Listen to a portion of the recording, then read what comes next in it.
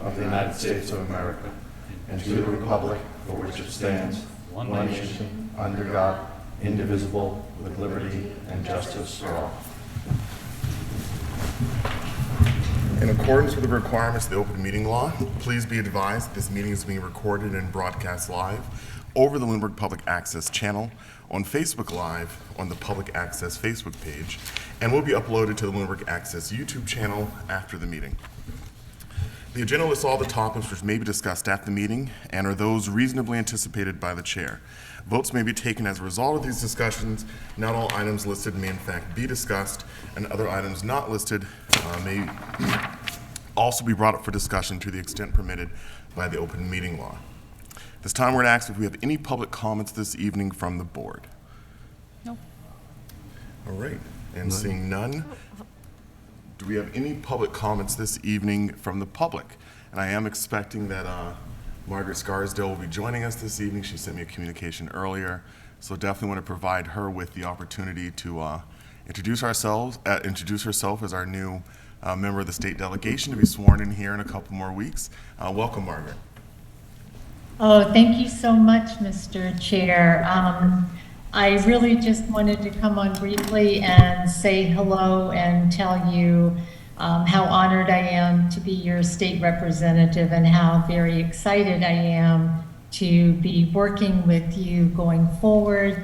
I will check back in at the beginning of the year. I'm going to schedule a meeting with Heather as well to kind of drill down into some of the priorities the town will be looking at. But for now, I just wanted to say happy holidays and, just say hello to you all and thank you for all of your wonderful work on the board.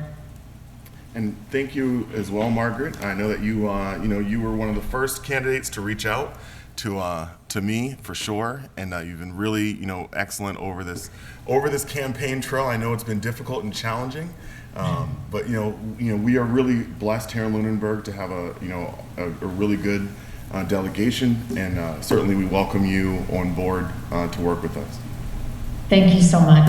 I hope, if I may, Mr. Chair, I hope you take time after being through what must have seemed like 3 elections at this point, but winning in a veritable landslide of, 17 votes? So at the end, a lot of work, and I look forward to working with you in the new year. Yes, thank you so much. Of course. If I may, I just want to congratulate you and just say I look forward to working with you, and happy holidays. It's going to be a great 2 years. All right. Well, thank you, Margaret, again for being with us this evening. Do we have any other public comments tonight from the public? All right. Seeing none, now online, we'll go to announcements. Any announcements this evening? Just that the offices are closed Friday, December 23rd, in observance of Christmas Eve. Monday, the 26th, in observance of Christmas. And Monday, January 2nd, in observance of New Year's. So I just want to make that announcement. All right. Thank you. All right, communications from other boards.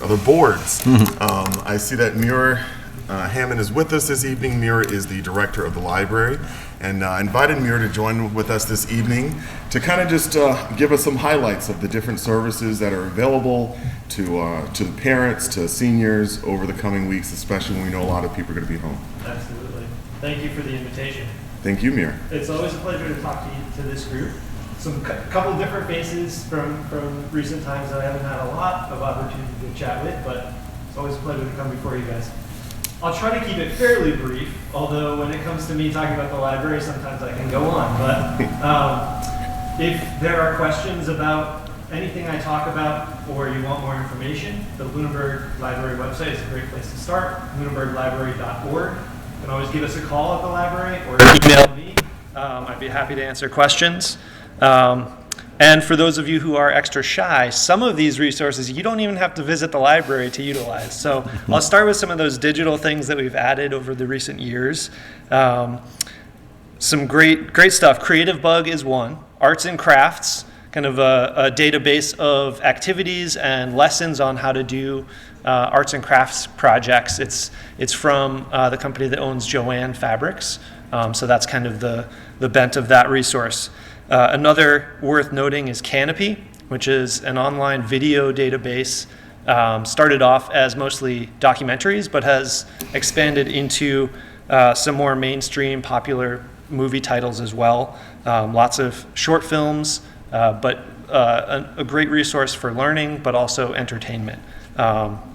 Libby and Overdrive is our electronic books and electronic audiobooks platform. Literally thousands of titles available on there. Mango Languages is another recent addition to our catalog of resources. Basically, foreign languages, you can learn them. The focus is more conversational rather than an academic study of those languages. So travelers in particular are the target audience for that. And these are all free. Mostly you do need a library card to use them, but you can log in from home. So you only have to come visit us once if you really don't want to come back again. And kind of the final digital resource that I'll mention is called Beanstack, which is a platform that we use mostly in the summertime, but we do challenges on it through the rest of the year as well. Obviously, it's a big part of how we do our summer reading program, but we actually have 4 different challenges that will be running during school vacation week. 2 for adults. One is based on the Mass Center for the Book 2023 Reading Challenge. There's a different challenge each month that they've organized. We've got a corollary on Beanstack that can help you track those and keep track of how you're doing on them. There's another adult winter reading bingo. So it's a square, it's actually a huge bingo square, so you got to do a lot of reading.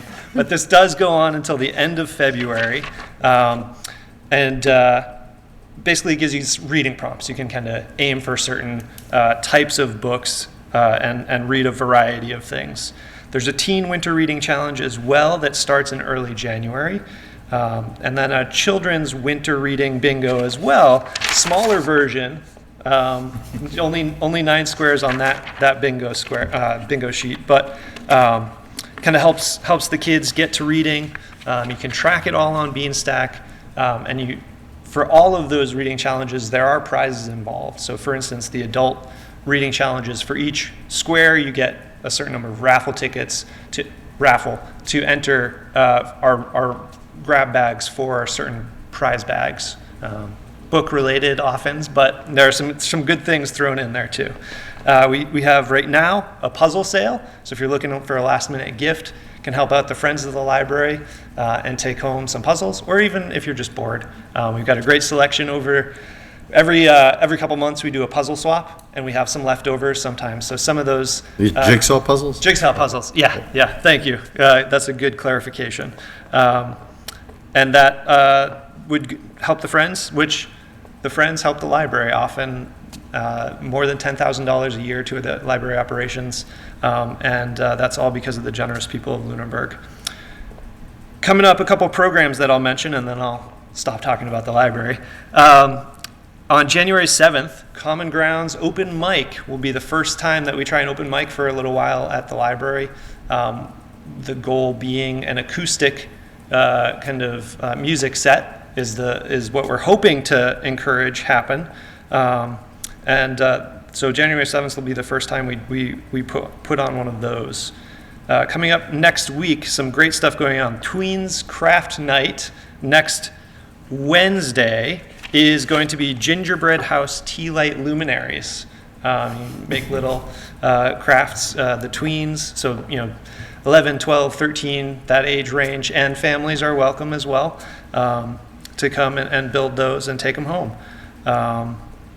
Another exciting, we've been working on expanding our book group offerings as well, and one of the new groups that we've been getting off the ground is the Not So Young book group.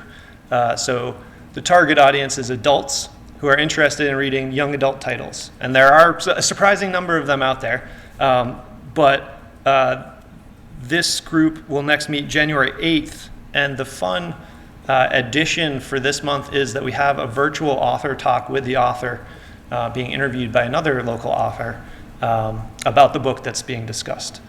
So the book group meeting is January 8th. That virtual author talk is January 4th at 7 p.m. Another book group, the First Bites book group, targets grades 5 to 7. And so one of the challenges that we have with that age group is getting them to actually read through the whole book and get started really is the big obstacle to that. So this book group aims to read out loud the first chapter of the book that's selected. There will be extra copies for anyone who's interested in continuing beyond the meeting, but there'll also be a little opportunity to discuss. The first meeting of the First Bites book group is January 18th at 4 p.m. in the afternoon. We also have a monthly video game night starting up too with VR equipment, working with a company that brings all of the equipment in, sets it up, and so it's like a free play session that'll be happening monthly on Friday nights. The next time that meets will be January 20th. So a little past vacation, but I think worth mentioning because the age group will be extra excited about that. So augmented and virtual reality. January 20th, 6 to 9 p.m. Next week, probably the program I'm most excited about, the Mass Audubon is going to come and give us a talk all about bears. So next Wednesday morning, that's 11 a.m., should be a fantastic program. The spots are filling up. So as is the case with most of these programs, we do ask for registration just to help us prepare for the number of people that will attend. And all of that can be done either over the phone with one of our friendly librarians or on our website, if that's even more convenient. So the spots for that are filling up, but it's going to be a great program. Other things happening next week, Family Crafternoon, 2 sessions of another kind of craft activity. That'll be, it's a snowman activity, December 29th, so that's next Thursday. One's midday, one's late afternoon, so whatever is more convenient for people who want to go. And our monthly Lego night for December is going to be December 27th at 6 p.m. Another exciting thing, and the last thing I'll mention, Zumbini is coming back. We had an 8-week session of Zumbini class, so Zumba for the Bambinis, the kids, that was really popular. We had a school group even that came and took advantage of it during the day. So that's coming back. The Friends have been very generous in giving us some extra funds to pay for this next session.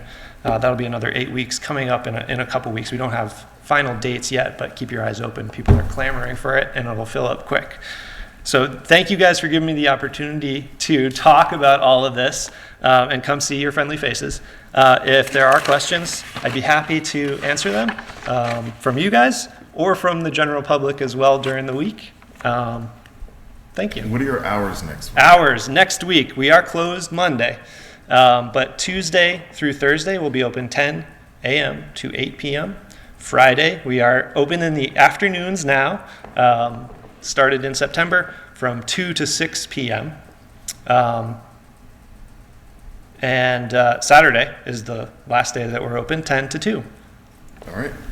Well, thank you so much, Mir. I definitely could not have done that in a committee report. So I do appreciate you being here. And thanks for the opportunity. Yeah, really expressing the excitement. And thanks to you, the library of things, I know that's been something you've really great thing. Been working on, and having these resources for the community that certainly go beyond just the books that we think of with the library. We're really trying to engage, the residents where they're at in life and really provide that kind of community resource. So thank you for the work you're doing, Mir. Our pleasure. Your enthusiasm is contagious. I hope so. We'll see you again soon, Tom, at the library, hope so. I'm sure. And thank you again, guys. All right. Thank you, Mir. All right. So I know we have a 7:10 appointment. Do you think, Heather, we can? It may be wise to quickly do our appointment, or do we want to? We can do that. Yeah. Okay. So we do have an appointment this evening. Do you want to introduce it, Heather? Nope. Kim Duffy, I assume. Kim? So we have an appointment this evening for the Green Communities Committee for an associate member. This is Kim Duffy from 1479 Mass Ave. Hey, I'm your neighbor. I'm at 1170, so a little bit down the street from you. So if you wouldn't mind coming forward, introducing yourself. I've already said you're a resident, so you don't need to say that again. And then explain what your interest is in the Green Communities Committee. And I know I met you over the summer, so.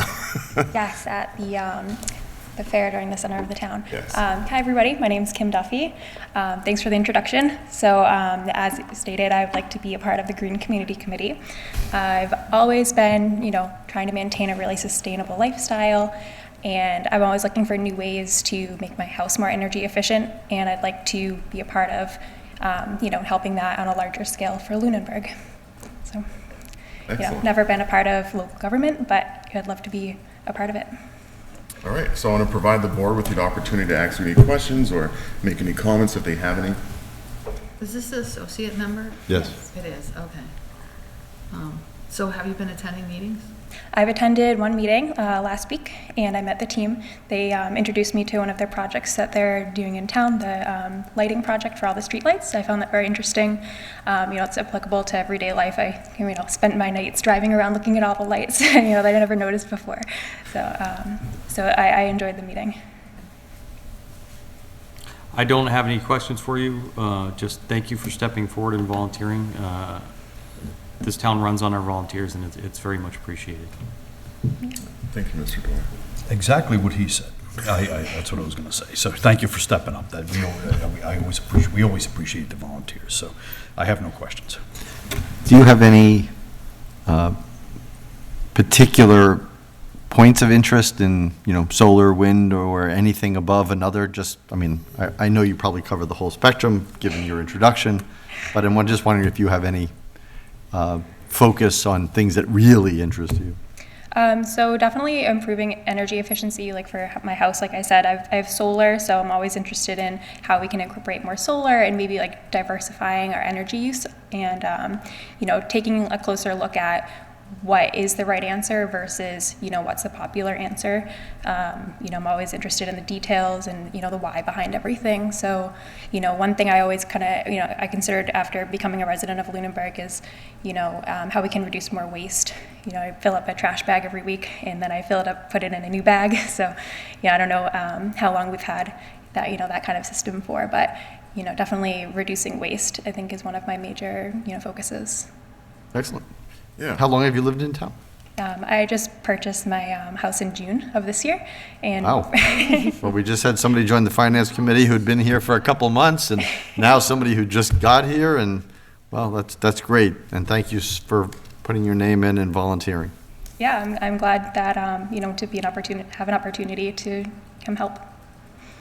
Yeah, I'm glad I had the chance to meet you during the farmer's market. I'm guessing now that you must have been a brand new resident in town, because I think that was in like July or August time period. Yes, I lived with my sister for a little while, who also lives in Lunenburg.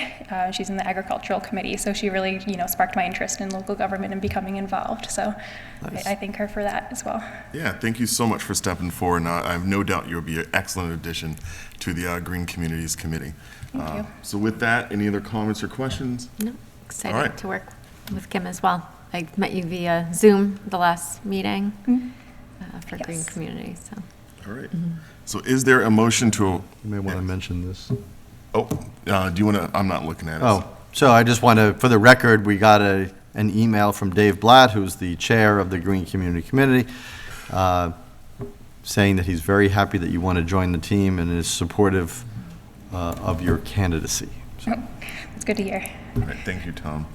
Thank you again, and is there a motion to appoint for a term to expire June 30th, 2024? Yes, I move to appoint Kim Duffy to the Green Communities Committee as associate. term to expire. Term to expire, thank you, June 30th, 2024. Second. All right, any additional discussion? As many as are in favor of the motion, please say aye. Aye. Those opposed, no. All right, the motion passes unanimously. So you want to make sure you go and get sworn in with the town clerk, and then you should be good to go. Great. All right, thanks you so so much. Good luck. Thank you so much. Thank you. All right. So now we're going to go to, and thank you, Ray, for being a little patient with us this evening. So we're going to go to our appointment with Ray Dunitz to review our invitation for bids for 30 School Street, hazardous material abatement and demolition.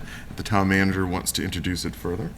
Sure. So Ray has been working between myself, Ben, the previous facilities director, and now me again, to get this package ready to go. Is expected to go out on January 4th, if that's the correct date, Ray. And bids would... It's the 6th, actually. 6th, okay, sorry. And bids are due back the beginning of February, so it'll be out a month. But Ray can go into any questions that you may have. The board had received the draft bid package last week for your review and any questions. All right. So I know that we have a pretty, would we mind sharing just kind of the bid, the smaller document that has photos in it? I don't know if that shows, actually, let me just look at this. It's not going to show very well. One is a specification and one is plans. Yeah, I was referring to the plans, but I as I'm looking at them now in this screen, they're not going to display well on television, and that's because they're, construction oriented documents in that format. So, but Ray, if you want to go ahead and just give us a broad overview of what you're proposing for us to do. Yeah, so we're almost, as Heather mentioned, we're almost at the finish line. We're excited to be advertising this project. We're using a new online bidding platform, not so new, but maybe new to the town, called Bid Docs Online. This will provide a bit more exposure for the project and hopefully get some more bids. We had our environmental consultant review the building one more time, and we discovered some more hazardous material in the building, which was not anticipated in our initial cost estimate. The project as bid right now is estimated to be about $350,000, but that includes a $60,000 contingency fund for the hazardous material removal. We are requesting that the contractors who are bidding this job meet at the site. We're going to do a pre-bid meeting. I believe it's on January 31st of next year to walk through the building, have them review everything. And then they'll be required to put together a bid with unit prices for the abatement work that needs to be done. As Heather mentioned, the bids will be due February 16th, and we hope to get a good number of bids in. The low bidder, most qualified low bidder, will review the bids along with Heather, look at the prices and make sure everyone's qualified.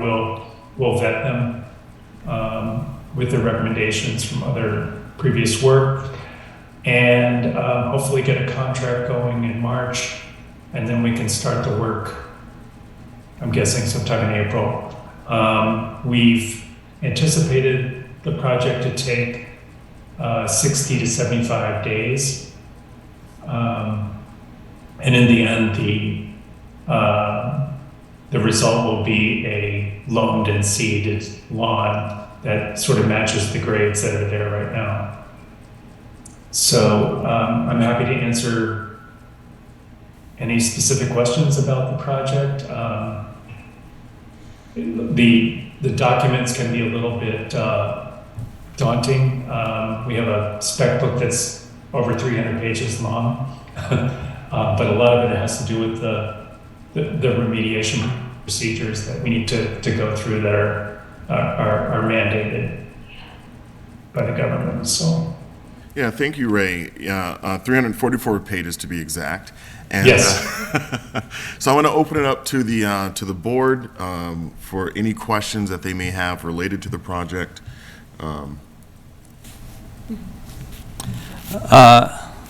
Mr. Chair, through you. Just to clarify, as I look through the documents, I see that you're moving the existing structure and most of the pavements. What I didn't see addressed was the existing subsurface disposal leach field. Is that just going to be capped and abandoned in place?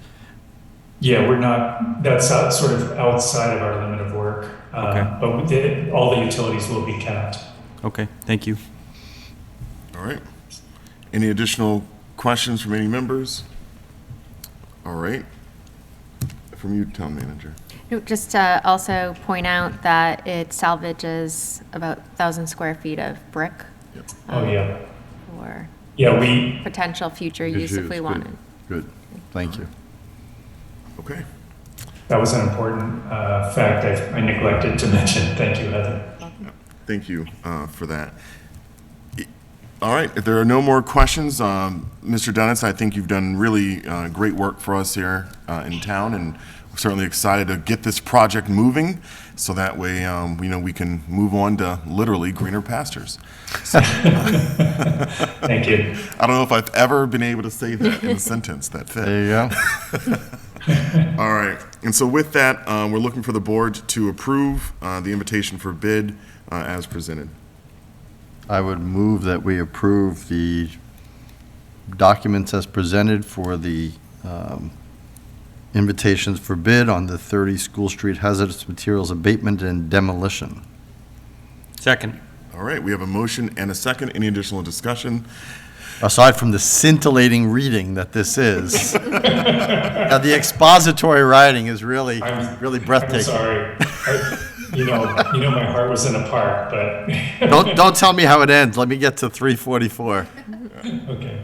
And I know it takes a long time to pull together an IFB. So thank you for this level of detail. On a more serious note, I really want to thank you for all your time and efforts on this and continuing our engagement with you previously to get us this far. So thank you for all those efforts. Thank you. All right, we have a motion and a second. No more discussion here. As many as are in favor of the motion, please say aye. Aye. Those opposed, no. The motion passes unanimously. All right, so Ray, you're going to work with the town manager and proceed, and thank you so much. Absolutely. Thank you. Thank you, Ray. All right. Bye-bye. All right, so next on our agenda is the town manager report, and I just want to note while you're pulling that up, that when we get to our old business, we're gonna flip-flop the order here. We're gonna start with 3, go to 2, then 1. Probably easiest to most complicated. So to the town manager. Okay. Short report tonight. So starting with the existing vacancies, there are now 8 vacancies on the 300th Anniversary Committee, 2 vacancies on the Council on Aging, 1 vacancy on the Finance Committee, 1 associate vacancy for Green Communities Committee, 2 vacancies for Historical Commission, 1 member-at-large vacancy for the Open Space Committee, and 1 associate vacancy for the Zoning Board of Appeals. Anyone interested in any of these positions can find the application form on the town website. And if you have any questions on any of these positions or roles and responsibilities, you can contact the Select Board's office at 978-582-4130, extension 144. For current employment opportunities with the town, there are the following opportunities, including administrative assistant for IT, heavy equipment operator for the DPW, facilities director, library assistant, police officer, production technician for public access, public safety front desk clerk, recreation director, and videographers for public access. And these job postings can also be found on the town website under employment. An update for facilities and grounds. Last week, our interim facilities superintendent discovered damage to the Little League fields at Marshall Park, where someone took a vehicle out and ripped up all the turf there, the natural turf. So contacted an insurance company, but that type of property damage is not covered for its artificial turf would be covered, but not natural turf. So I'll be working with the Park Commission on how to address that, and the chair of the Parks Commission. All right. Are we able to receive donations in kind to help I repair? think that's what we're gonna look at. Okay. I know we have some pretty big earth movers here in town. Right, and we have a limited budget for the remainder of the year to Was it just address reseeding, this. or were there real It was large, deep mud? mud. Like someone had a Jeep doing Right. wheelies in there, spinning circles. Right. Okay. Very- Or rather, an off-road vehicle. I don't want to target Jeeps here. Whatever type of vehicle, it was Yeah. very unfortunate for that to occur, because a lot of people put a lot of time and effort into Yeah. making it nice and be used by many people. So that's all I have for tonight. I already announced the closures for town offices. All right. Well, thank you to the town manager for that. All right, so going to old business, we're going to start with the remote work policy. Seemed as if we were pretty much in agreement at our last meeting, and there were a couple of minor changes. So to the town manager, if you would just want to provide that update. Certainly. In your Google Drive tonight, there's just a few minor changes to the document. Town-wide was inserted instead of company-wide under the purpose. That's on number 1. Few typographical errors that were corrected. And just a note on the liability section, and that's section 13. I contacted both our insurance company and our labor council. I heard back from our labor council. He said that we cannot legally have employees waive their right to workers' comp claims for remote work. Okay. So the policy as it reads. Was there, I'm sorry, Mr. Chair, was there any, what was the legal reason for that? I mean, liability is generally accepted, and I'm no attorney, so from a layperson's perspective, liability is usually that you'll provide a work-free, a safety environment for which employees can work. And so, of course, there's a responsibility on you as the employer that things be kept up in a shape that provides the highest degree of safety. If somebody's asking to work from their own home, how does liability of them working from home in their own home environment, I just don't know how that can't be excluded. It must have come up in the past. I can ask Attorney Terry to provide further references to case law, but that was his response. Okay. Any other comments, questions? I understand the concerns of this. I know I voiced quite a few last week briefly about this, but I mean, I think that luckily we have so far, we do have some history here in which we had most employees working remotely for a period of time. We didn't suffer any workers' compensation claims. And even since then, this COVID policy has been in place for a couple of years.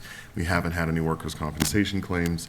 And I think it speaks to the professional workforce that we do have, that people are not, we don't have any evidence that people are abusing the policy. I know that we were trying to word this in a way to help minimize or prevent abuse, but I think it speaks highly to the staff that we have who work for the town, that, they're pretty dedicated public servants. Right. So I know that there's a bit of risk here, and we'll see as a policy kind of what happens, and I think if we encounter, and from my view, if we start encountering claims here in people's homes related to the privilege of being able to work remotely, then I think I'd be interested in reevaluating the privilege. But I don't have any other concerns. Yeah. And certainly I can report on any, obviously no specifics of names, but if that ever were to happen. All right. Is there any other discussion, any other questions, comments on the remote work policy from the board? All right. Is there a motion to approve? I would move that we approve the telework policy as presented to us by the town manager. Second. All right. Any additional discussion?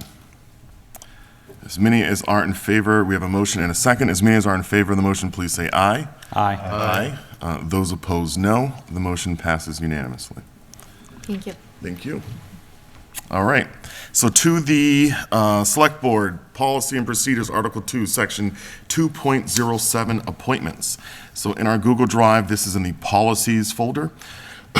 So what we have are 4 documents. I'm going to go ahead and open the clean version, unless we would much rather see it the other way. All right, I'll go ahead and open the clean version, and if you wouldn't mind sharing that. So there's two versions here that we're going to share. There's two different documents, just the way that they were created.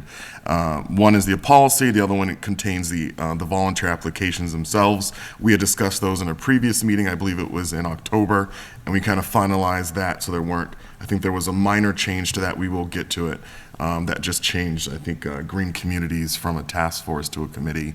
I'm sorry, you wanted the clean version, right? Yes, please. So the clean version is a bit easier to read. So one thing was looking through all the changes that were recommended, I incorporated every suggestion in the last meeting. The one that took the longest was changing everything to board, select board, but luckily we have find and replace. So that helped that one out. So I don't think we need to read through this in detail. There weren't really significant changes in section number 1. What was changed was I just removed the enumeration of 10 and spelled it out as 10 when it refers to, in the second paragraph, when it speaks to second to last sentence, vacancies shall be so advertised on the town's bulletin board for no less than 10 days per section 7-10 of the town charter. And then as practice, the select board will appoint on or after the 21st day following the posting of a vacancy, which we had discussed to provide maximum opportunity.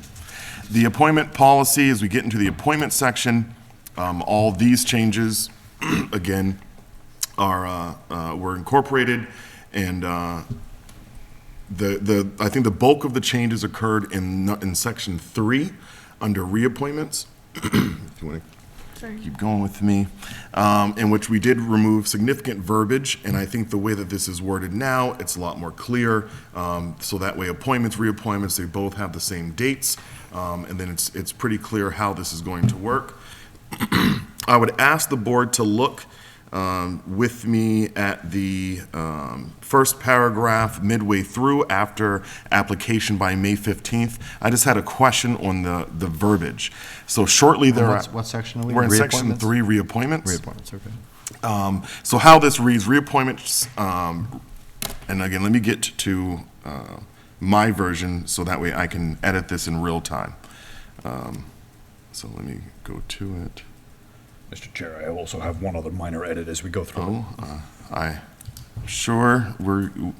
Yep, all right, let me just get back to this, I apologize.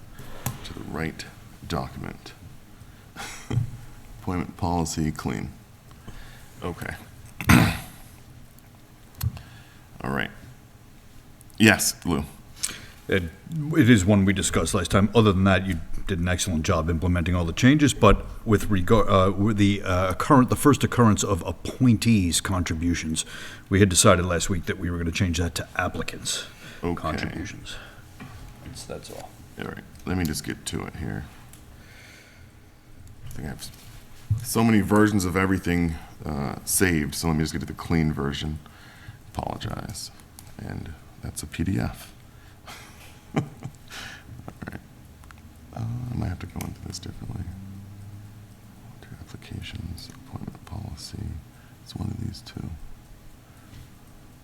It's that tiny font. It is. It's that tiny font I can barely read. Appointment policy, clean. There we go. All right, so in section 3, Lou, where was that at? It was in the first second. sentence. The select board sentence. will consider the applicant's contributions. Change appointees to applicants is the request. Okay. That's it. That's all I saw. So as we keep reading there, as part of the annual appointment process, the town manager will ask incumbents whose terms will expire on June the 30th to complete and return a reappointment application by May the 15th. Shortly thereafter, the town manager's office will forward the reappointment application to the other members of the multi-member body to which an applicant is seeking reappointment, wherein said members may provide their review and response. The select board will review and consider such comments. I just want to make sure that verbiage sounds good to all. All right. In the ad hoc committee section, there was a minor change In this area, there was also in the exclusion section, this was reworded so that way we basically deleted the second half of that and added in language that says, which are controlled by the town charter. In the guidance for appointed officials, there were, again, minimal changes. We added in Robert's Rules of Order, a couple date changes in here, and then also the town employee section. Heather did review that and is in agreement with the current way that that is worded. And then in the key date section, we simplified, we consolidated April 1st, deleted some of the extras that were there, and now we have kind of a really simple, I think, process here for approval.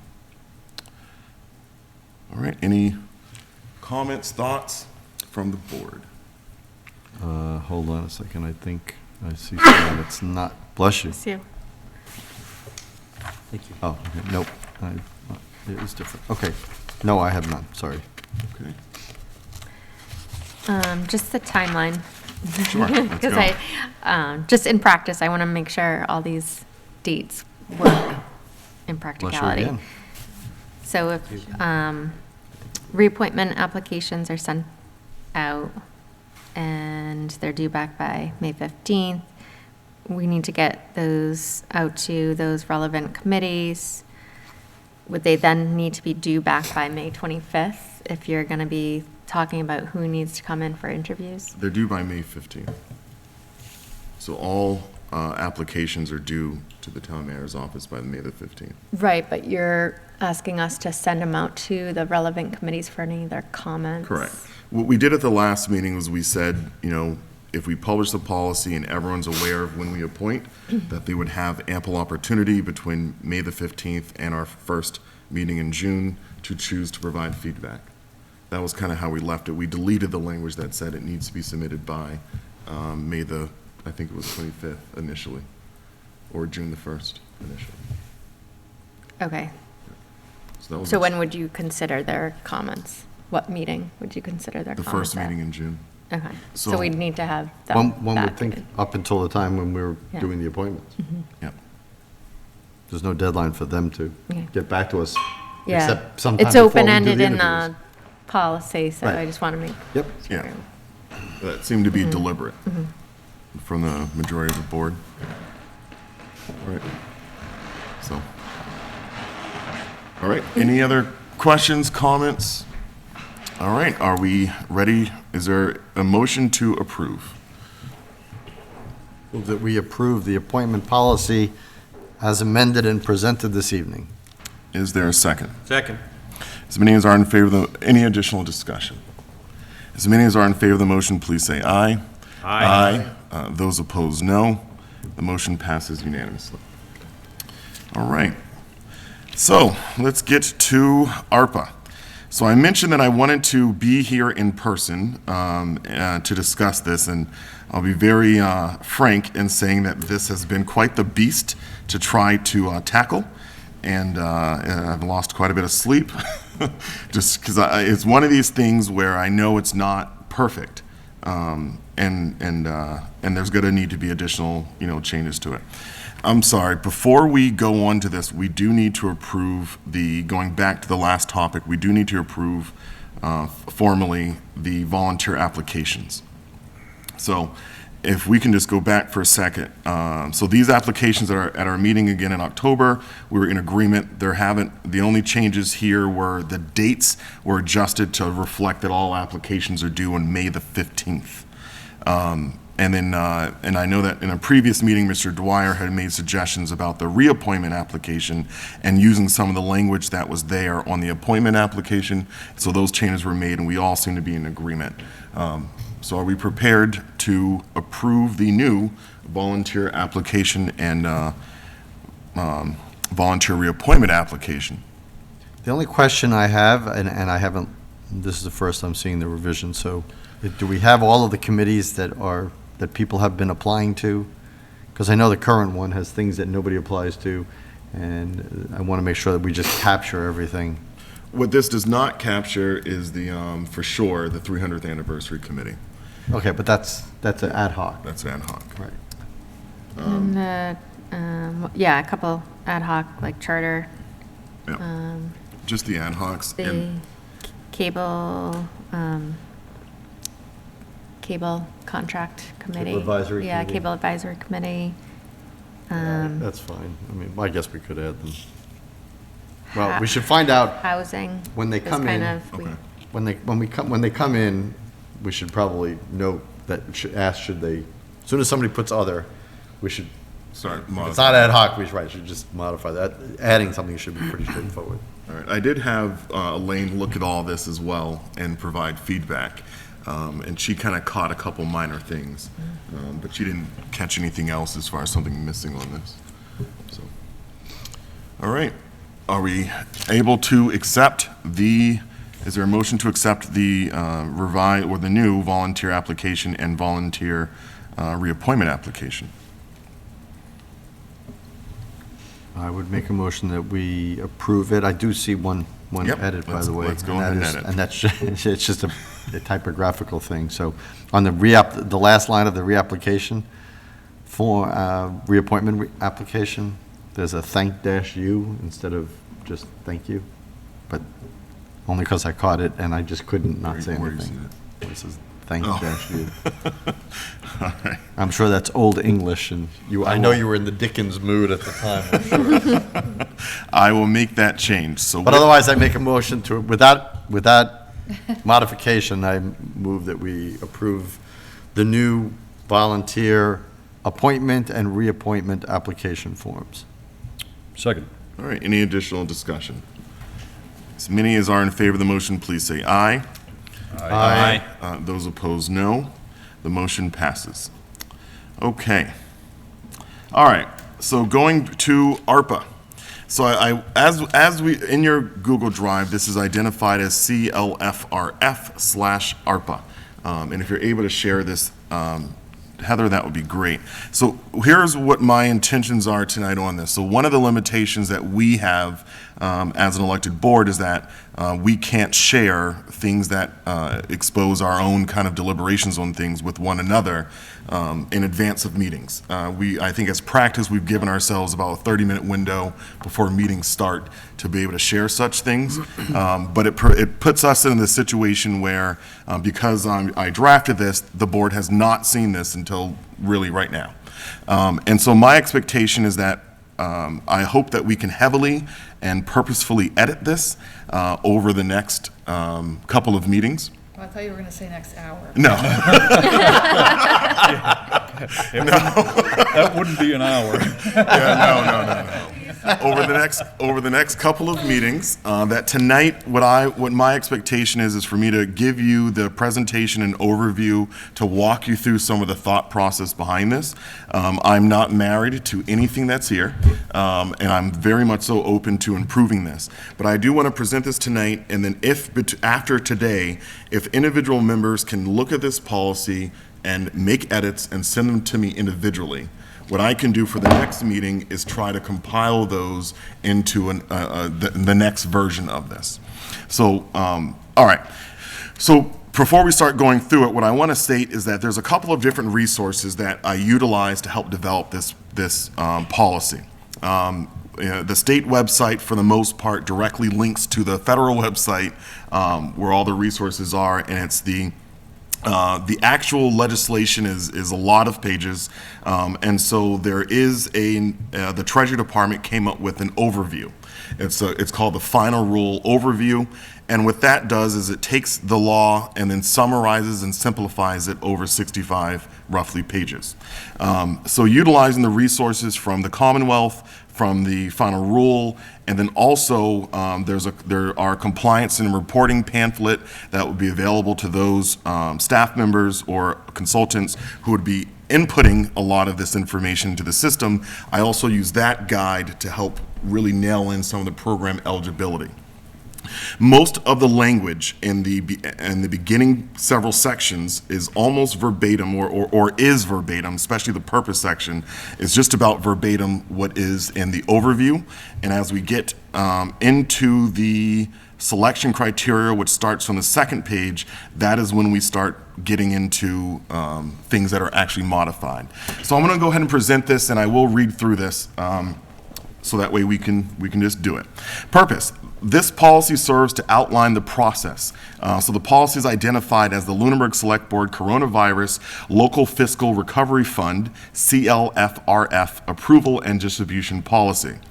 And these are the purpose. This policy serves to outline the process by which the Select Board would award and distribute funds to the Coronavirus Local Fiscal Recovery Funds, a part of the American Rescue Plan Act, or ARPA, that delivered $3,507,971 to Lunenburg to support the town's response to and recovery from the COVID-19 public health emergency.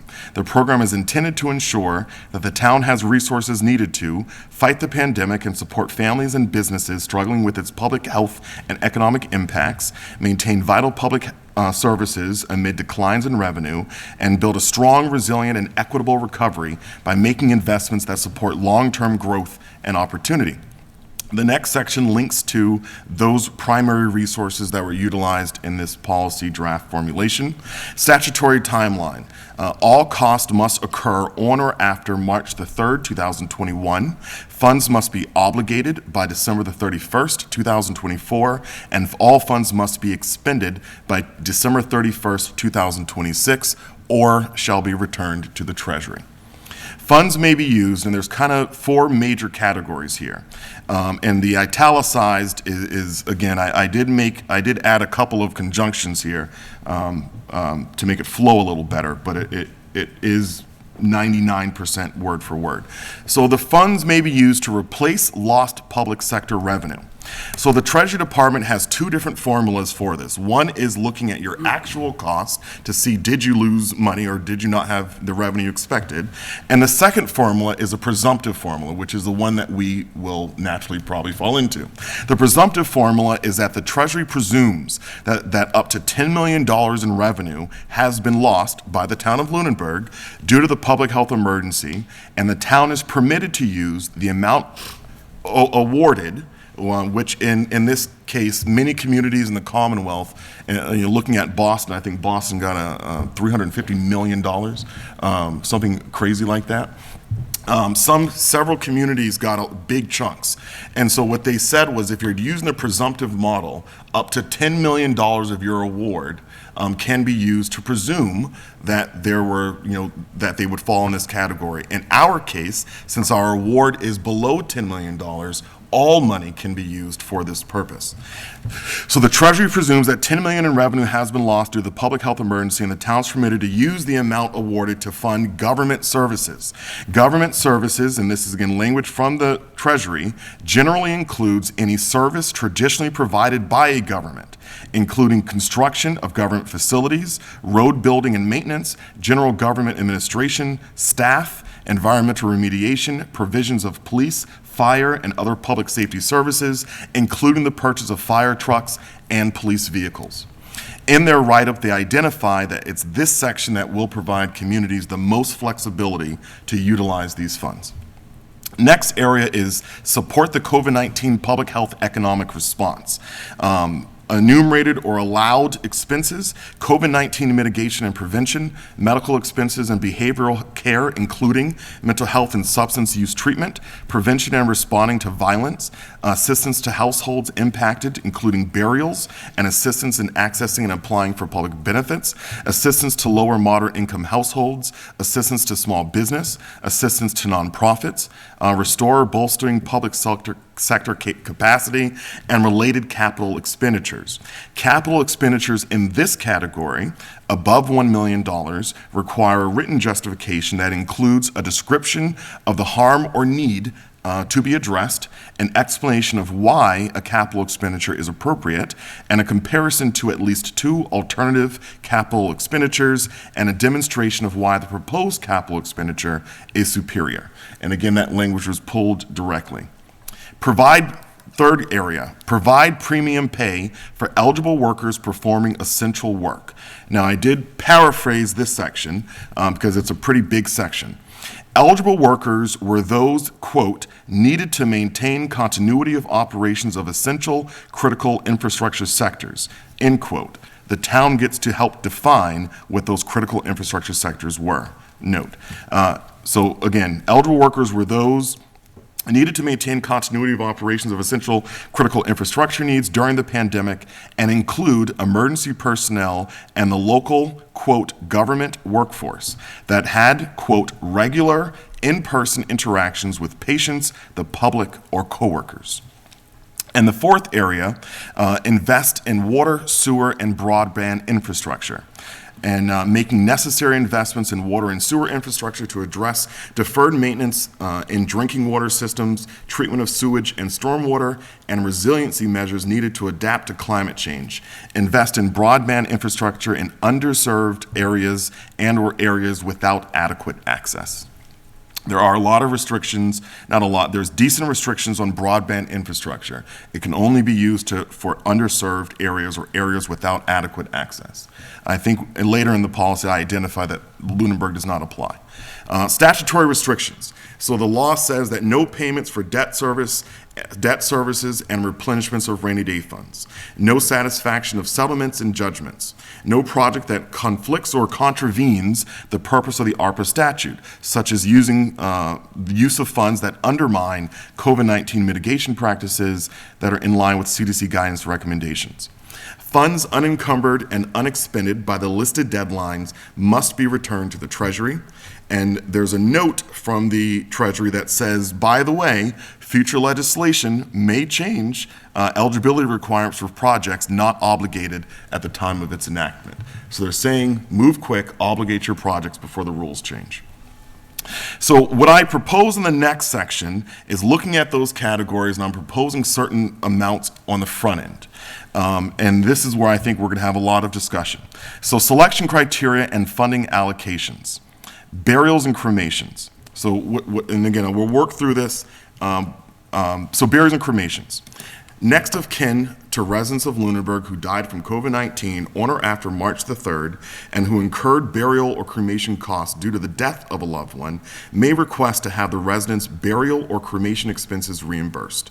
Applicant should submit a copy of the death certificate that identifies the primary cause of death was due to COVID-19, receipt on business letterhead that identifies burial or cremation costs, and proof of payment of burial expenses or cremation expenses. Other funeral home or transportation expenses are not eligible for reimbursement. All eligible requests with supporting documentation will be approved on a rolling basis. Initial allocation, allocated budget $60,000 or 1.7% of the total. Pandemic mitigation.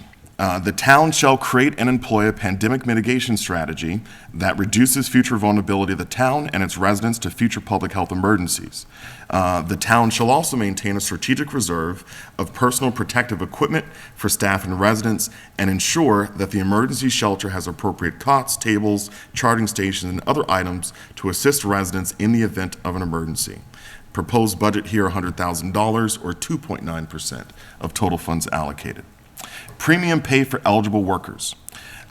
Full-time administrative staff, emergency personnel, teachers, librarians, and other town employees who are employed by the town on or after March the 3rd, 2021, and who are employed by the town as the enactment of this policy, and who provided in-person interactions with the public to maintain a continuity of critical government functions during the pandemic, shall be provided a one-time lump sum payment in 2023.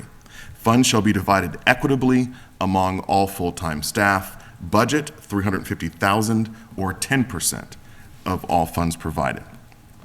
Investment in water, sewer, and broadband infrastructure. Eligible products are those that improve the resiliency of the public water system, public sewer system, and or stormwater management system.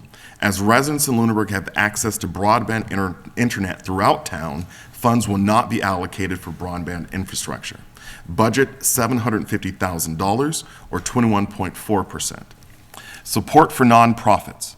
Nonprofit organizations that are based in Lunenburg and that have a business certificate on file with the town clerk that primarily serve vulnerable populations in town, such as seniors and children, shall be eligible for funding that expands program access to low to moderate income households and or that provides additional support services to connect residents or businesses impacted by COVID-19 with public resources.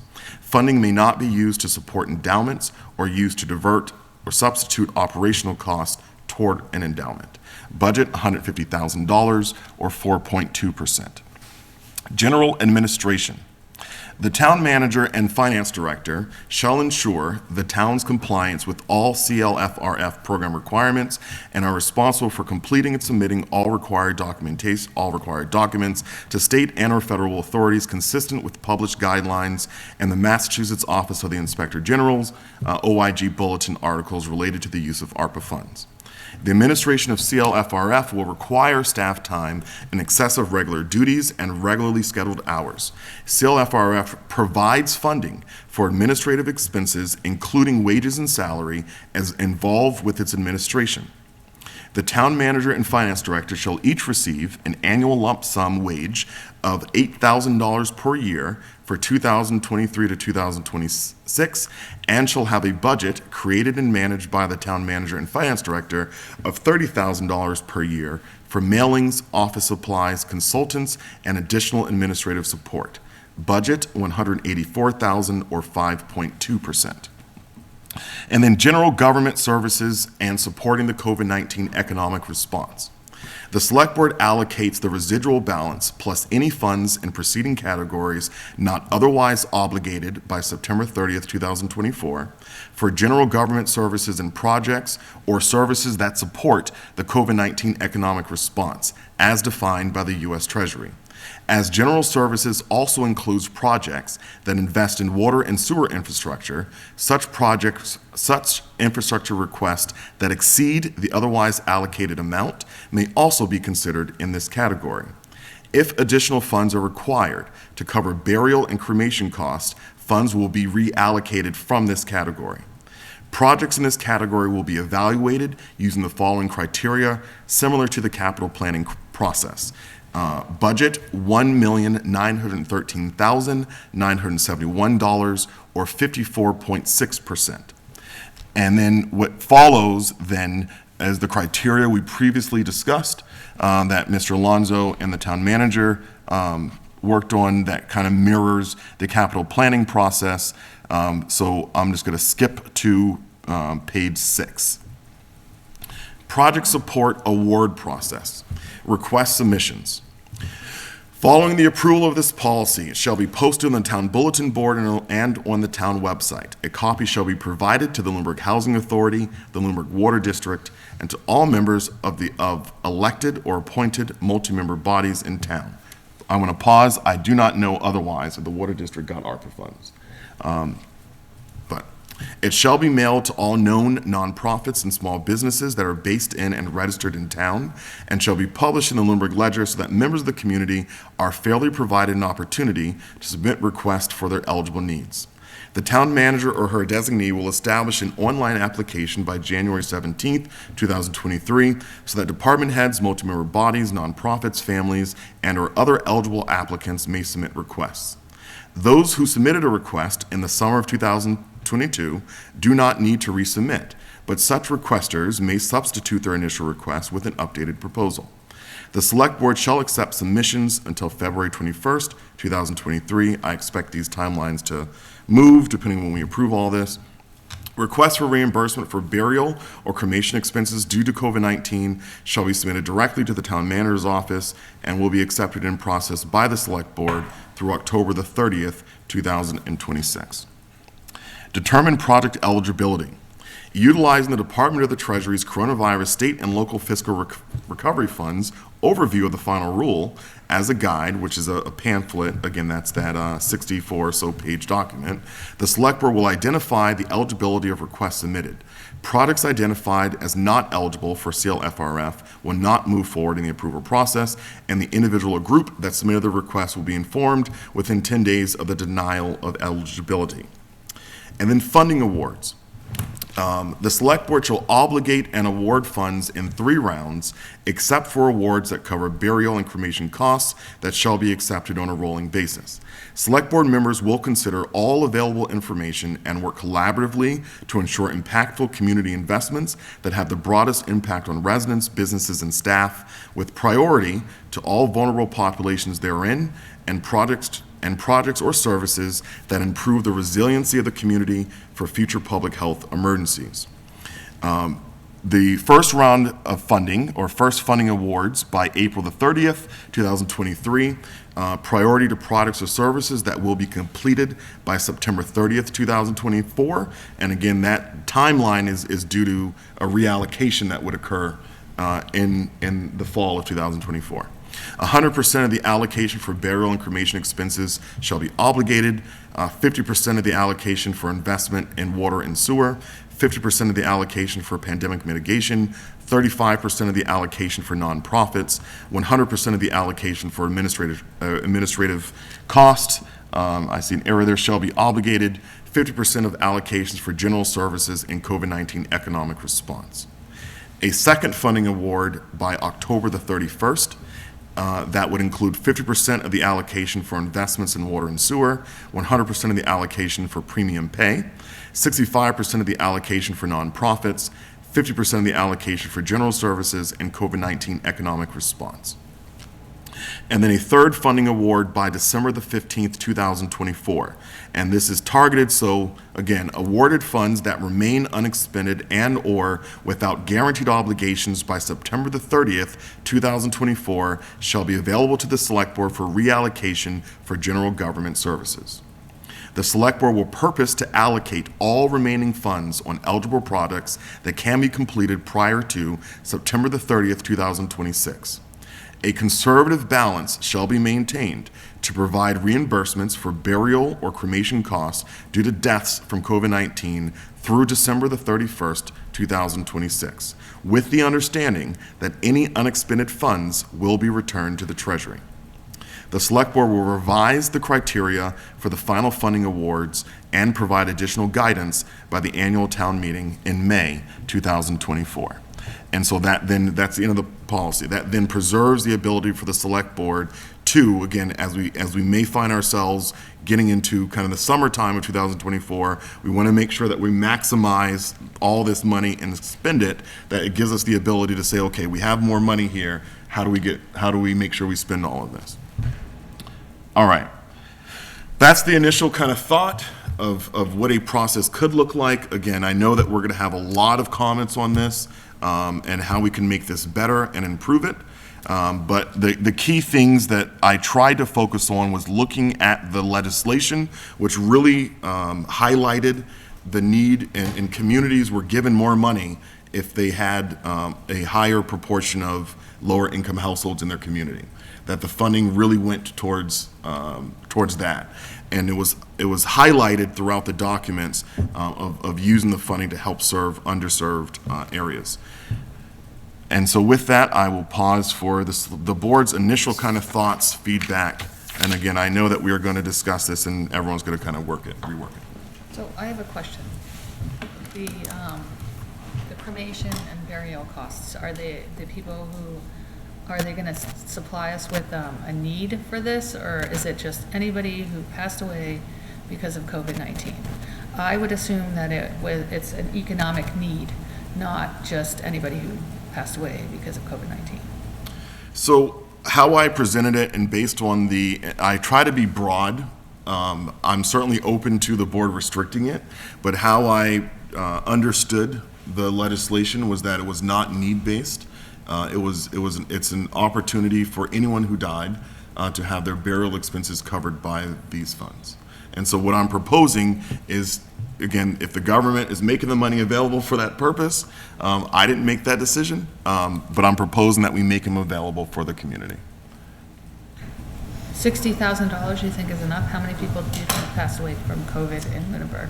Heather and I had that discussion, and by my recollection of count, it was between 8 and 12, and burial costs typically are between $4,000 and $6,000. Not funeral costs, but the burial itself, and then cremation costs are usually a couple thousand. And so I was trying to factor that in, assuming that the average award would probably be somewhere around $4,000.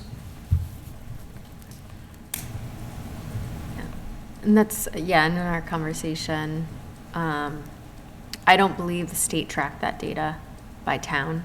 It was certainly something that we tried to report at the beginning, but it was more inside knowledge about situations versus trackable data. we had definitely had case data that was tracked by the town, and reported to the state system.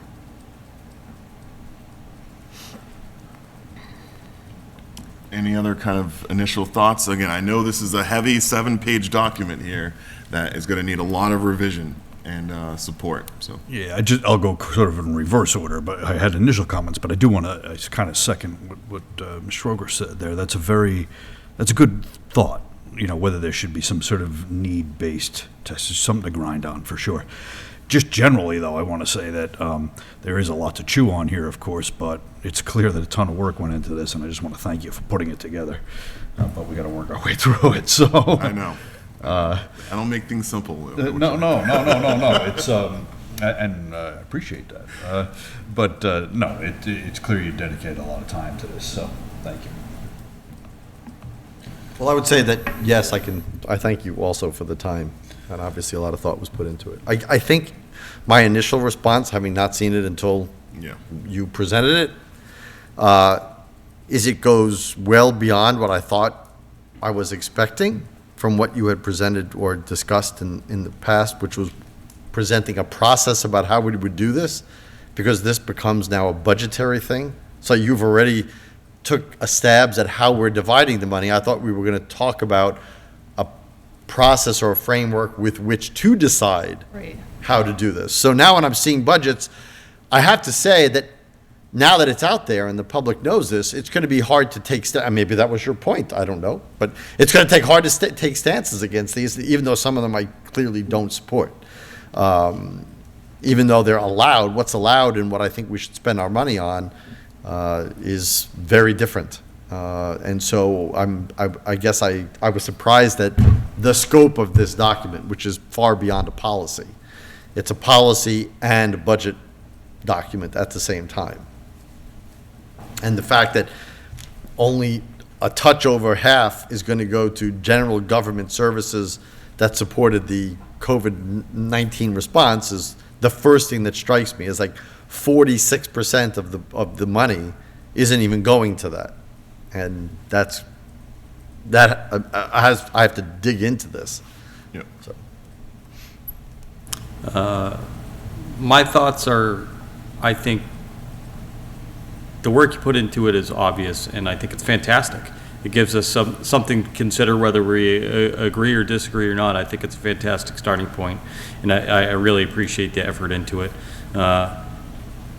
As our other members have alluded to, there's going to be discussion, but it's very much appreciated, and I think it's a great starting point. Are there any? Same.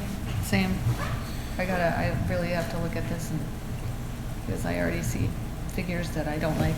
Oh yeah, I I think throwing in so to respond to Mr. Alonso's comment, I know that we're all politicians, and sometimes there is a bit of gamemanship that comes with being a politician. I am not a politician. I take offense to that. Well, technically you are. I would second that, by the way. Right? However, there was no gamemanship in the intent here. I think I was trying to just provide, looking at the categories, and really, again, the first part of this, the purpose section, being pulled pretty directly from the law. I tried to focus what I thought this proposal would be on how do we make good on what the legal intent is, which is, so on the general services area and supporting the COVID-19 public health economic response, there were other funds that the town received that helped offset some of the costs that we actually incurred, as reported by the town manager previously. Which one are you referring to? No, I'm just broadly, that we had received some funding to offset some of our costs. Prior to ARPA. Yeah, prior to ARPA. Yeah. The CARES Act funding. Yeah, and so due to the CARES Act funding, a lot of the things that I think would have fallen under the COVID-19 mitigation and prevention strategy, those were already reimbursed. And so how I try to formulate this is I think that the image that I had going into the policy, and I did this without looking back on the proposals that were initially submitted. I try to do this blind to all of that. and really focusing on what the verbiage in the law actually is, and knowing that, hey, my image was, this is 3.5 million with not a lot of strings attached. And as I read through it, I started to see what I thought were strings attached. That there were some pretty clear allocations that I understood it to say. And then there was this catch-all. And that catch-all, which was kind of the money that could be expended without a lot of strings attached as government services, I think was, I recognized while reading through this that my image or impression of this was probably not correct initially. So I did send the board early this morning a link to the first document that is the overview of the final rule. And so what I would encourage is for the board to take some time between now and hopefully the new year and to, you know, kind of skim through that, read that over, look at this policy, and then make some changes. I fully expect that we're going to make some deletions here and remove certain things. I think that my initial intent with throwing in some numbers here was looking at how the rules were outlined, of saying, is everything going to be in one pot, and then we're looking at this all from one pot, or are we going to try to break this into categories based on how it's presented to us? And so my initial stab was to break it into categories, and then to leave the big pot, you know, at the end. So, and again, I did this without referencing the requests that have been submitted, so perhaps I need to do that now, and then and make some more modifications, you know, for myself to my update.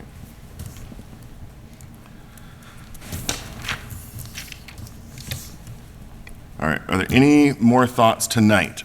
Now, on the process, how we're gonna move forward?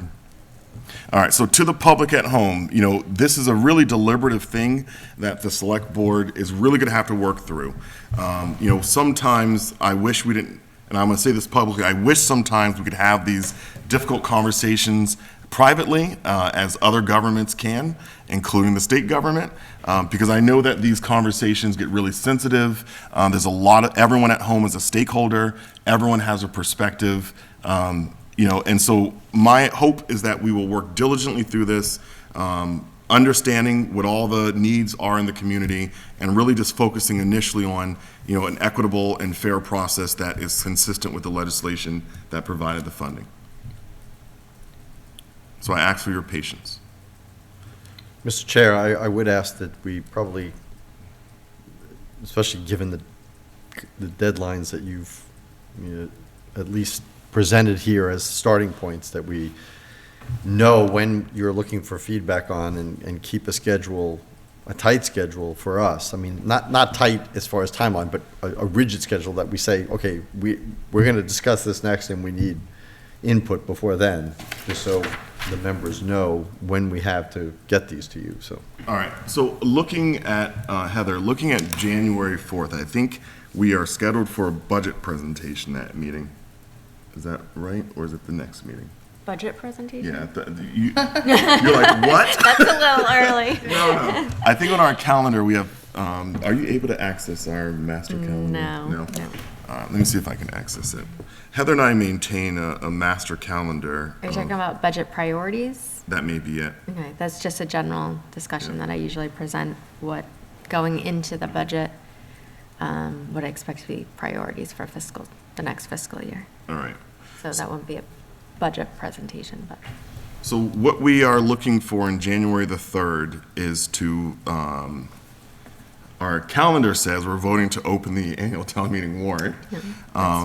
And then also creating the deadline for article submissions in mid-March, that we have a fiscal year 22 and 23 capital plan update, and then we have a workshop on open meeting law changes and select board bylaw review.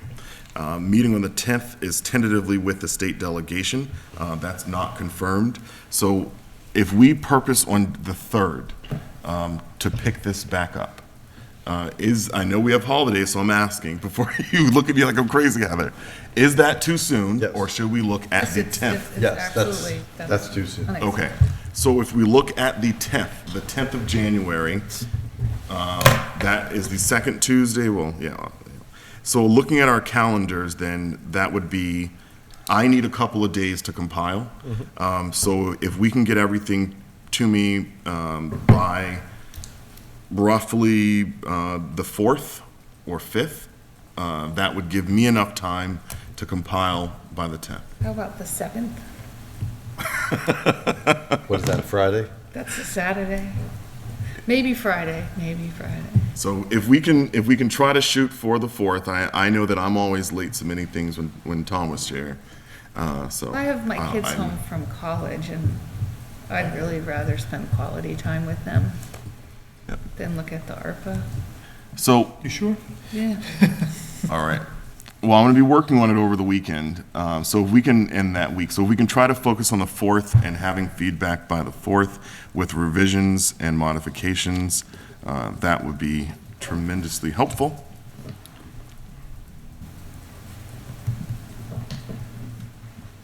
And we will, Mr. Chair, we will try to, and Vice Chair, try to keep a tight timeline to get this through. All right, that's all that we have on old business. Going to current business. So in our Google Drive, so one of the things that came up is and this is a request from our state delegation, is that the open meeting law is going to change. It's going to revert back to, let me just go ahead and pull it up. So the open meeting law right now, we've had this suspension that has allowed these remote meetings to occur. And it's a kind of a governor's order, and I know there's also some legislation. So last year, when this was initially going to expire, the legislature had some kind of draft legislation that was going to permanently change open meeting law that would keep some of the key points of the changes. The downside was that I know we had reviewed it or discussed it at that time. We're like, whoa, this is not something that we can actually manage or do. And so what our delegation has access to provide to them is feedback on what about the current changes that we'd like to see as permanent. So I know this is not going to, we're not all just going to be able to recall this policy tonight and have all the details. But if we go into our Google Drive, what was provided for us were a couple of things. So this is the March 12th order of 2020, and then we have the July 26th update that makes, just kind of highlights what this all is. As a reminder, all of this stuff is scheduled to expire on March the 31st of this coming year. And if they expire, several committees have been meeting fully remote this whole time, including the Municipal Building Design Committee. We've been remote for 2 years. And it will have a detrimental impact, I think, on our attendance if we require in-person meetings. And it has to do with the membership of the meeting. A lot of people have secondary meetings, and so they're able to jump off of one meeting and jump into the next because, we have members of the planning board and capital planning committee and me, and not that we do that, but there's often times where a member is on and has to go to the following meeting. So I've noticed for us, it has been very challenging for us to meet in person. So the Municipal Building Design Committee for sure would like to see a permanent enactment that allows for fully remote meetings to continue. So I would encourage the board to also think about this. Are there any initial thoughts tonight? If not, then we can also discuss this at our next meeting. My initial thought would be I have no problem with it reverting back to the open meeting law that it was. Okay. Same. I don't understand, I think that it wasn't like the technology, the last time they revised the open meeting law, it wasn't like the technology didn't exist to do these, but there's a reason to have business be done in person. I think we have adopted, even before the pandemic, the possibility of having remote participation by members. I have no problem extending remote participation to the extent that each individual board, multi-membered body would allow them to do it. But I think doing fully remote meetings is, I would not be mandating or allowing that fully remote meetings, I'm not in support of. All right. Nor am I. Okay. I feel almost completely opposite. I think being able to have fully remote meetings is fantastic, and I think it increases the ability for participation. I look out at our vast audience here, and I can see that, you know, the way of the world is remote meetings. There's So- nobody on the remote meeting either. Right. So it's whether they're going to participate or not. They might come here, they're not on the remote meeting, though. I don't see That's true, anyone- but some of our other boards that are maybe not televised and things like that, I think it does add to the convenience of serving on these volunteer boards. So I'm fully in support of, I'd be in support of if they continued on the policies that were implemented during COVID.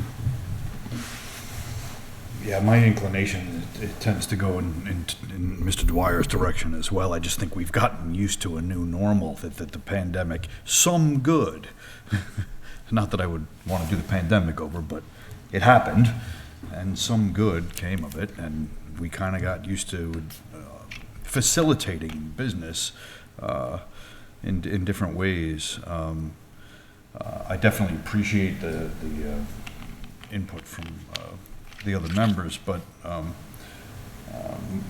inclined to agree with Mr. Dwyer. I want to clarify my position is that I am not against, and this would be up to each individual multi-member body to decide, I'm not against having the public for a remote session. I just don't think that two things are true. I would not like to see fully remote sessions, and I would not want the town to be required to have remote sessions available to every public meeting, because that was part of the problem with the state legislation that they rescinded but without a vote, which is they mandated that towns spend money on infrastructure to make sure that you mandated remote meetings. That is also something I am not in favor of, because it puts a big strain on infrastructure. And I could see many meetings being canceled because all of a sudden you have an internet outage and there's like, okay, well now you cancel the meeting because people can't remotely come in. I think it should be allowed to participate, but not mandated. Those are the Weren't they going to implement fines as well? Yes, And- because For fines volunteer- work really well yeah. with volunteer boards. Right. Yeah. You know, I'm aligned fully with Mr. Dwyer's perspective and Mr. Frankel's perspective on this. Prior to the pandemic, I never had one remote work meeting, period, ever. And since the pandemic, I have them multiple times a day, every day. And what I notice is that we've had an improvement in, I think, overall diversity of the workforce. That it allows people who have from different walks of life. And what I've noticed on the town side, and I don't want to call anyone by name, but I've noticed that, we do have on certain boards, we do have moms who are actively taking care of their kids, who are participating in a lot of remote meetings. And if they had to be out of their home, they wouldn't be able to make that contribution to the community. And dads. And dads. Thank you. And dads. But it makes, it's something that I think it provides parents with a flexibility that previously that they didn't have. And, getting babysitters, other things that's challenging. I think we've kind of normalized as a society in many ways that, you're going to see people's dogs and cats and kids. And you have just a better kind of person-to-person relationship. Whether you want to or not. Yeah, whether you want to or not. So I see the positives to it, and I certainly, I think that there's definitely some compromise to be had, but I'd like to see what we've been doing continue. Mr. Chair, if I can say one other thing. I actually share Tom and Heather's sentiment that I prefer in-person meetings, but one of the things the pandemic has made me realize, I work in a civil engineering industry in an office of 350 people. We're lucky on a regular day at my office place if we get 20% people coming into the office. I'm one of those weirdos who goes in every single day. I love having our in-person meetings, but I've realized in that time that I'm the outlier, and most people prefer being able to have that flexibility to be remote, so. All right. So we will, it seems as if we are kind of split in our perspectives. So, I don't like 3-2 decisions, so there is a compromise to be had for us to kind of have a general kind of framework on what we think is a reasonable approach for our legislators to take. All right, could we just be sure to add this to upcoming agenda? Yep. Okay. Approval of, any other Mr. discussion? Chair, I will say that while I'm fully for discussing this out and seeing where there's compromise, there are some votes in the world that are 3-2. I know. Yeah. On 5-member bodies. Yeah. It's not like, it's not like the bane of existence is that, God forbid, there's, 3-2 votes. I mean, on much more pressing matters than open meeting law, Right. the Supreme Court has no problem with 5-4 votes all the time, so. And Mr. Chair, if I may, as you know, I've previously expressed my viewpoint that I have absolutely no problem with split votes hanging out there. Right. In general. I think sometimes I don't like 3-2 votes. I think that if there's an opportunity to get consensus that everyone can sign on to as a multi-member body, that's my preference. Yeah, But sometimes you just got to get things going and say, look, we have a majority, let's take it and move on. Yeah, I just want to say, too, I mean, I think I even see the door opening to that with Mr. Alonso's clarification, because, I mean, that's a compromise position right there that says permitted but not mandated. I mean, that seems pretty reasonable. So I don't think we've finally decided the matter. We've discussed it, but, you may get a 4-1 or a 5-0. Who knows if by the time a vote is taken, so. All right, any other discussions on this? All right. Approval of November 8th and December 6th minutes. So these are in our drive, and these were provided by Elaine. It's so good that she is so caught up on our meetings. And all right. Is there a motion to accept the November 8th and December 6th minutes? I move that we accept the minutes of December 6, 2022, and November 8, 2022, as written and presented. Second. All right, any additional discussion? As many as are in favor of the motion, please say aye. Aye. Those opposed, no. The motion passes unanimously. All right, let's go on to warrants and action items. While we're so long, go ahead and read them off. Payroll deductions, the amount of $855,407.13.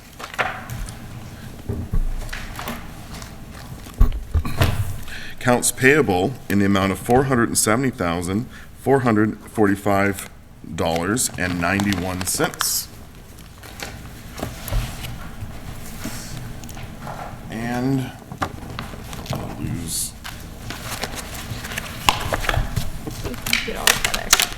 All right, and we have a payroll warrant in the amount of $1,074,115.18. Are there any action items this evening? I actually have one for you, Heather. They didn't tell me that. I feel like we should ask about line painting, only because that's what we asked about. I have no update on that. Unfortunately. I'll come back to you, Heather. There was something that a note I stumbled upon that I was like, oh, I need to bring that up to Heather. So when I stumbled upon it again, any other action items this evening? Things we're waiting for action on. All right, committee reports. I attended a meeting of the Lunenburg Water District last week. During that meeting, the Hickory Hills Lake Association representatives presented a proposal to the district board. It was met with some discussion and spirited debate. The district board's going to consider their proposal and get back with questions and responses to some of those items presented at I think their next regular meeting. And then they, after that discussion, they considered the scope of work for the engineering consultants for the pilot study for the Hickory Hills well, which they approved. Okay. Anything, any committee reports? I know that these reports are supposed to be mostly retrospective, but prospectively, I will say that the next Economic Development Committee meeting will be this Thursday, so I will have a report on that next week, January 3rd, so. Okay. Capital Planning Committee had what was thought to be their final meeting on the last Wednesday, but in reviewing the document that we finalized, there were some scoring and ranking vagueness or lack of clarity that I asked the members to refine, and I'm waiting to hear back their responses and hopefully final scoring. So we'll hopefully have a quick meeting between Christmas and New Year on Wednesday, most likely on Wednesday, to just finalize the final document. So there's just some scoring discrepancies, that's all. Hey, I sent you and Heather an email that was, it was a comment that was made by Mr. Blatt. So would you mind just providing some clarification on how the Green Communities Task Force works with capital planning, works with the town manager? Because I think that I don't know enough about how that community actually works. And so maybe it would just be helpful to get a better understanding of, I know what they do, but I don't really know how they interact with the capital planning process, if at all. They had a question that was about, where are they at in the capital planning? How do they interact with the gist of it was, that where they fit in the capital planning process. And my understanding was that they weren't part of that process, that it's a separate process with Heather that kind of looks through projects and says, okay, here's what's eligible for funding in different ways. But if there's any clarification that can be. So it's departments. I can answer part of that. Right, so the department requests are submitted to departments, not to committees. So they would not have gotten a specific, request for submittals for capital projects. But that being said, if something was there, one of the members of the capital planning committee is a member of the Green Communities Committee. Is that by design or by chance? No, that's just by chance in this Okay. case, but that was never brought up to us that, hey, listen, there's items that should be brought up. So that's why they weren't submitted. Okay. And I actually spoke with the member Okay. from Green Communities today, reviewed all the projects that are on the fiscal -- request list. There's no eligible projects. The ones he did inquire about were the Brooks House windows, which, thinking back, I think that amount was just for design. It wasn't for, and that was very low on the priority list. So this highly unlikely that it's going to get funded due to the amount that's being requested in all and what would be available. There was a half-ton truck for the DPW, which if that were a electric truck, obviously the cost of that project would be much more. It's a vehicle they need now and couldn't wait for purchase until fiscal '25 if it were funded through Green Communities. And he inquired about the exterior doors at the schools, which is a security project and not meant for energy savings. So what he is going to do is review the projects going 25 and out and highlight potential ones. But those, that's always on my radar as well. I attend most of the Green Communities Committee meetings, and on the criteria list is one of the sections that gathers points is if there's funding available, and Green Communities would be one of the projects that, one of the funding sources potentially. So it is something that maybe, not intently goes to the committee, but it is a known parameter of projects. But all of those, like energy projects, we would have to prove energy savings for the return on investment, and that would require an audit. We'd have to fully complete our current community, Green Communities competitive grant process. So the LED project, the hybrid cruiser, the administrative expenses that are in this year, we have until September 30th to expend. We then have to submit an annual report and be completely finalized before we can even apply for the next round. And the funding rounds are twice a year now, which is fall and spring. So we may be ready in the fall if everything goes great with the LED project. But this, that all the paperwork on the end part of it too, for them to come out, review and sign off on everything. So that's the time frame. And by the time, if we did submit in the fall for anything, that was, say, even the vehicle, the DPW vehicle, that's not guaranteed, it would drive that cost up. So we don't know what that return would be. I think in summary, for all those reasons, really, the green end, it's not like the capital planning committee is against looking at them, but they just don't fall into the calendar scheduling and the oversight that all the projects from the green communities have to go through to achieve that don't fit into the schedule of how the capital plan works, which is why most of the green energy projects have been separate articles. Because they're ready when they're ready and when we get everything in order. And they don't really fit nicely into, annual town meeting. Okay. Yeah. Looking forward, we can look, if we identify certain projects, the committee and the town is gonna have to prepare for an audit of some sort for each of those to prove the energy savings to submit as a project for green communities. Okay. All right. Do you have any committee reports? I don't have any committee reports, but I did have an announcement that I forgot to bring up I was going to do it under interviews, appointments, and resignations. So everyone probably knows this is coming, but Karen Brochu has given her intent to retire. Yeah. July 7th will be her retirement date. So I'll just read part of her letter.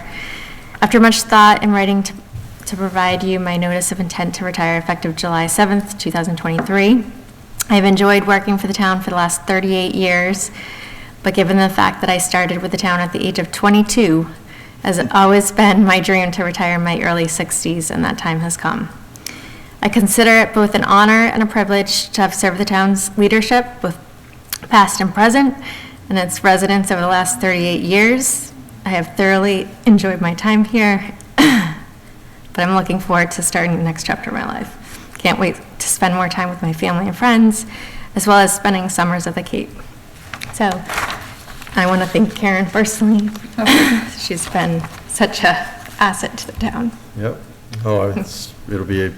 She's been incredible for the town for all the years I've been involved, and the level of work and the level of commitment and her ability to work across all different departments with all different town managers from the start of the charter till now, and keep the same level of excellence, and through it all be such a wonderful person. On top of that, she will be sorely, sorely missed. Yes. But thank you, Karen. Yeah. I'll say that, of course, when we get to it, but of 6 months. Yeah, we'll have many more times to meet with her to thank her, but, I've never worked with a better finance director, accountant. Trust her completely. Absolutely. Yeah. Yeah. Karen is wonderful. She Yeah, is. we're so sad to hear that. I know we knew it was coming. But, we have luckily many more months to meet with Karen and to make sure we give our goodbyes. I know you're going to post that job sooner than later and do an over left seat, right seat, so. You couldn't tell us after Christmas? All right. I do have committee reports. So I have two brief committee reports tonight.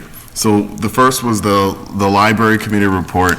Attended the library meeting last week on Thursday. As Mir was here early in the meeting, he kind of did a good overview and highlight. It's always impressive to hear all the things that the library is doing, especially the expanded services that they've really been offering to help engage a wide variety of members of the community. And I also relayed that when I attended the Boys and Girls Club event last week, I think that was, they also made reference to the value of their partnership with the library and the librarians and how that really enhances the program for their students.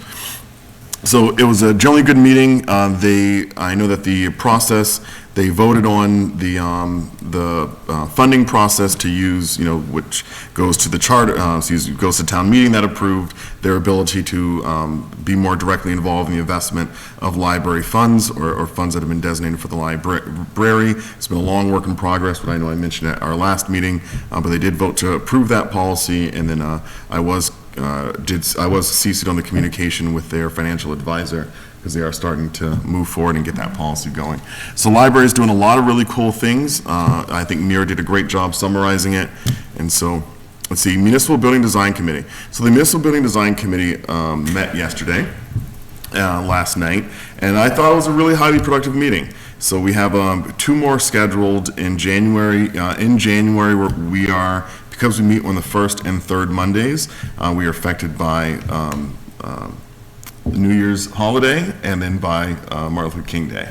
And so we moved our meetings to Wednesdays and a Thursday in January, so that way we continue to meet. So the update from Municipal Building Design Committee, the committee, for the most part, is embracing the hybrid concept. And I expect that at the next meeting that we will vote to have that be our primary concept. That's not to say that it's not going to change. It certainly will. But I think that we are going to say, based on the feedback from the select board, the feedback from the school committee, it seems that the hybrid concept is the most workable one. And so what I expect is for the board to vote to say this is the process we're going to keep developing and stop kind of looking at those first 3. So the next intent is to, as the board does that, is to then incorporate the feedback that was received into the next iteration of that concept. The strongest feedback, I think, came from the school committee. And it was on a couple of, good things, several things that I did like. One is that, they're proposing a use for the Brooks House to work for the Early Learning Center, which currently serves 24 kids, and then also for the Community Link, which currently serves three kids. So they like to explore potential use of the Brooks House for that purpose. It was pretty clear that their major concern, one of their major concerns were gym capacity from the school committee, and saying that the gyms that they currently have are basically at pretty much max capacity. And their concern is that relocating which the Municipal Building Design Committee previously communicated, that one of our positions are that in order for any of these concepts to work, that we expect school programs to at least temporarily go back into the schools. And that would be the before school, after school, the extended day program, that would need to be housed somewhere else. And the school committee said, okay, we can do that. However, it's going to affect our ability to have after-school programs in our gyms. And so we need to make up the gym capacity that we're going to lose. And so their request is that if we're going to demolish the TCP, that we would consider a more cost-effective metal-type structure that could function as a gym.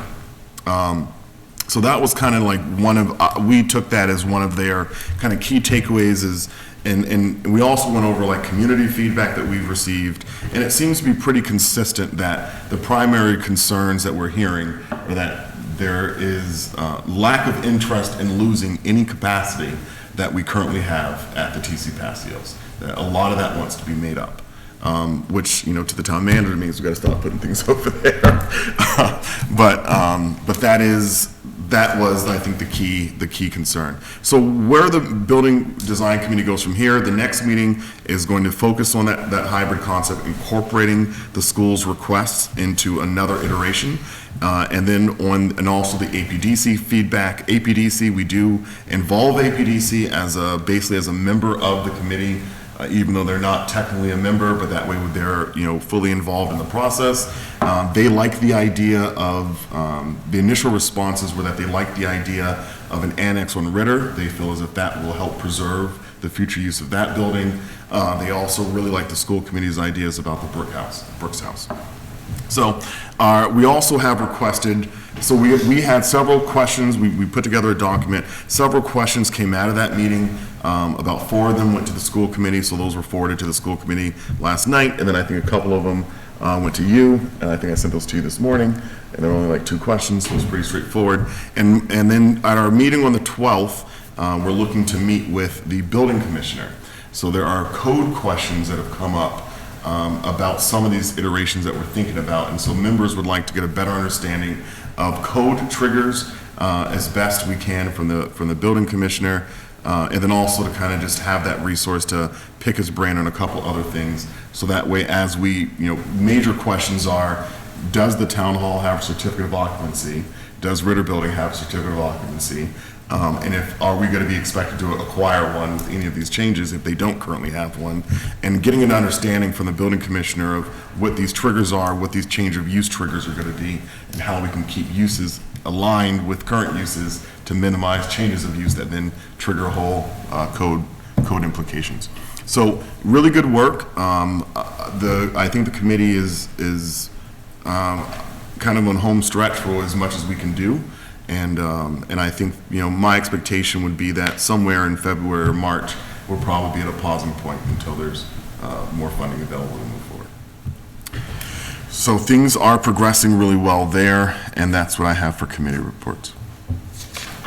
All right. Anything else? Any questions from anyone on anything? You said 2 things, just the building commissioner question. That's the only question I got from you. I may have answered it then. Okay. Or I may have combined them into that one. Okay. Yeah. Okay. All right, so our upcoming meetings, we have a meeting on January the 3rd, the 10th, the 17th, and the 24th. 4 meetings in January with a day off toward the end. And then, I will not be here on the 24th. oh, okay. Start of ski season. Yeah, I know you take your ski trip every year. I thought it was earlier in the month, though. No, that's usually. Okay. All right. Is anyone else going to be affected next month by the calendar? All right, Tom, I'll make sure we don't touch ARPA on the 24th. No, I think when members acknowledge that they're not going to be here, I know that Tom did it when he was chair, and I try to do it, is minimize the meatiness of subjects. That way we have a full board. Okay. All right, are there any public comments this evening from the town manager? None. All right, from the public? From the board? I have one. I received communication from a resident regarding, they were complaining a little bit because they had a storm drain on Lancaster Avenue that they had, residents had to clear. It clogged. And so I passed their concerns along to the town manager and the DPW director, and DPW director reached back out. And I just wanted to share this, that if residents see, storm drains or something that are clogged, please reach out to the DPW because they want to be highly responsive to these issues. So if you see it's clogged, give them a call and they'll come and get it cleared. Thank you, Thank you. Mr. Doyle. I would just like to say to everybody, those in the middle of Hanukkah, have a very happy Hanukkah, have a very Merry Christmas, and in the title of the song, happy whatever you're having, if there's not those 2. So anything else, it is a good season of, fellowship. So hopefully everyone will have a safe and happy one. Yeah.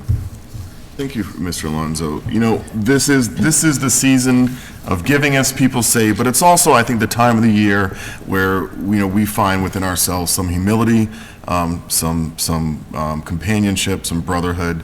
But it's really the time of love for, you know, mankind to mankind. And so, you know, I urge all, as I try to for most holidays, you know, we all have those loved ones or friends, family members that have, holidays also bring for a lot of people loss. And so we have those who may have lost people over the course of this year. And so I ask, you know, if you have individuals in your life who have experienced loss, to take the time to reach out to them during the holiday season. It really does go a long way. And as we, you know, plan for what our goals are going to be for next year, I know, you know, mine is, you know, to lose a couple of pounds, all the ones I've put on since I've been on the board. And, you know, but we all make kind of these plans for how we're going to improve or better our lives.